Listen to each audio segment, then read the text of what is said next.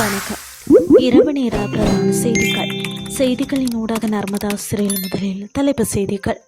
எரிபொருள் விலை உயர்வு, முச்சக்கர வண்டி கட்டணத்தை உயர்த்த கோரிக்கை, ஈரானால் தாக்கப்பட்ட அமெரிக்க போர்க்கப்பல் கோர்முஸில் அதிகரித்த பதற்றம். இனி விரிவான செய்திகள். எரிபொருள் விலை உயர்வை தொடர்ந்து முச்சக்கர வண்டி கட்டணங்களிலும் மாற்றம் செய்ய வேண்டும் என தேசிய ஒருங்கிணைந்த முச்சக்கர வண்டி சாரதிகள் மற்றும் தொழில் அதிபர்கள் சங்கம் கோரிக்கை விடுத்துள்ளது. சங்கத்தின் பொதுச் செயலாளர் எல் ரோஹன பெரேரா தெரிவித்துள்ளதாவது, பெட்ரோல் விலை 12 ரூபாவினால் உயர்ந்துள்ள நிலையில் தற்போதைய கட்டண அமைப்பு நிலைத்திருக்க முடியாது என்பதால் திருத்தம் அவசியம் என தெரிவித்துள்ளார். மேல் மாகாண வீதி பயணிகள் போக்குவரத்து அதிகார சபை தற்போது முச்சக்கர வண்டி கட்டணங்களை நிர்ணயித்து வருகிறது.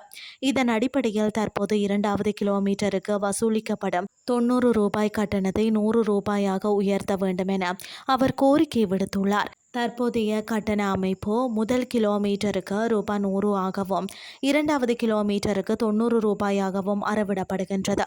இதனை மாற்றி 2வது கிலோமீட்டரையும் ரூபாய் 100 ஆக நிர்ணயிக்க வேண்டும் என அவர் வலியுறுத்தியுள்ளார்.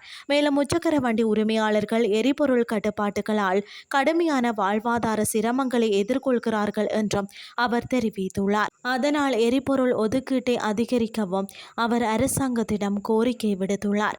இது குறித்து அவர் மேலும் கூறியதாவது, நாங்கள் தினசரி வருமானத்திலேயே வாகன குத்தகை மற்றும் நிதி நிறுவன கட்டணங்களை செலுத்துகிறோம்.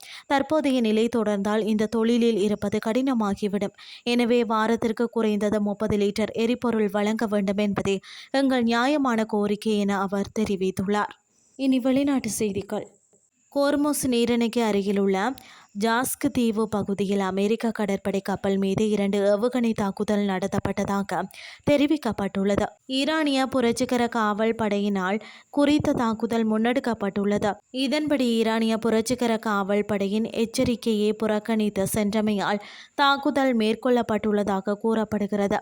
அமெரிக்க ஜனாதிபதி டொனால்ட் ட்ரம்ப் கோர்முஸ் நீரிணையில் சிக்கி தவிக்கும் கப்பல்களை வழிநடத்துவதற்காக சுதந்திர திட்டம் என்ற திட்டத்தை இன்று தொடங்குவதாக அறிவித்ததை தொடர்ந்து இந்த சம்பவம் இடம்பெற்றுள்ளது. இந்த முயற்சிக்கு அமெரிக்க மத்திய கட்டளை பிரிவு 15,000 இராணுவ வீரர்கள், 100க்கும் மேற்பட்ட தரை மற்றும் கடல் சார்ந்த விமானங்கள், போர்க்கப்பல்கள் மற்றும் ஆளில்லா வானூர்திகள் மூலம் ஆதரவளிக்கப்படும் என்றும் தெரிவித்துள்ளது. செய்திகள் யாவும் நிறைவடைகின்றது.